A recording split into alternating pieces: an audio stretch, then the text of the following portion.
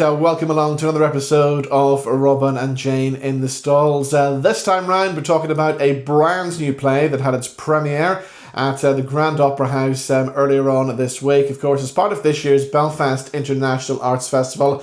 And it's a play that tells the story of one of Northern Ireland's leading female voices. In fact, Northern Ireland's greatest female blues singer. When we talk about performers from Northern Ireland, especially female performers, we tend to talk about people like Ruby Murray, but I think Ottilie Patterson is somebody who deserves a lot more recognition. She's going to get it with this brand new play, Ottilie, which tells the story of her life. And Jane, what a life she had.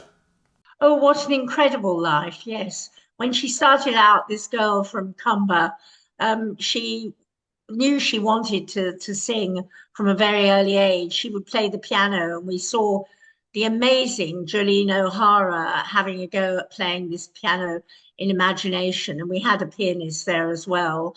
And from then on, it was a stratospheric rise, really. I have to say, this is actually one of the best one-person shows I think I've ever seen. Jolene O'Hara is an absolute revelation. She inhabits Ottilie Patterson and Richard Clements' script. I mean, Richard Clements is an actor, but as an actor, he's a brilliant playwright, I think it's fair to say. His script is amazing. It's maybe a tad overwritten at the start, but he gives us this arc of her life and the tragedy in it, and you absolutely believe it. And the time goes by in a trice, really, because it's so gripping. So I suppose the big thing is we discover, first of all, how tough it is for a woman back then to be in the music industry. She did start playing with the Chris Barber big band as well. And of course, she ended up married to Chris Barber as well. Her career was sadly cut short due to illness. Yes, it was. It was due to illness, but there was also a psychological cost of, well, to do, I'm afraid, with Chris Barber, nothing to do with the jazz band, but to do with their marriage and her falling pregnant at the wrong moment, and then he didn't allow her to carry on with this. And it was a tragedy that really affected the rest of her life, I think.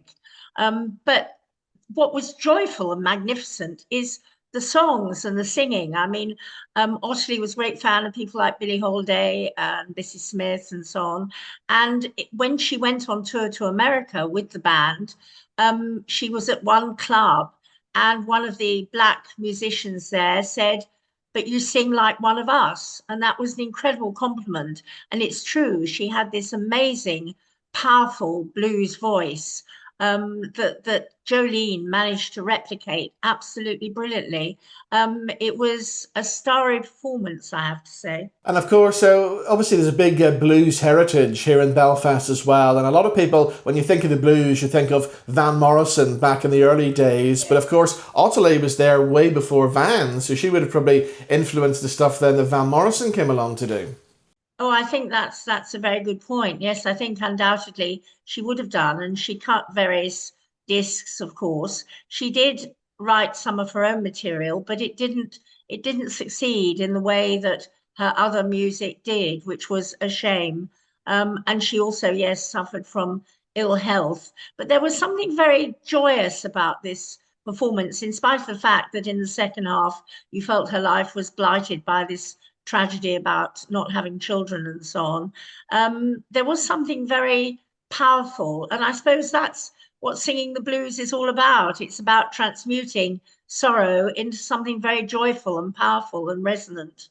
And of course, as you've said already, great to see Jolene O'Hara giving a fabulous performance in the title role of Ottilie as well. Of course, she's had a great career already. I mean, she's been touring and recording with Van Morrison herself. Yes, absolutely brilliant. And when you hear her voice, you understand that.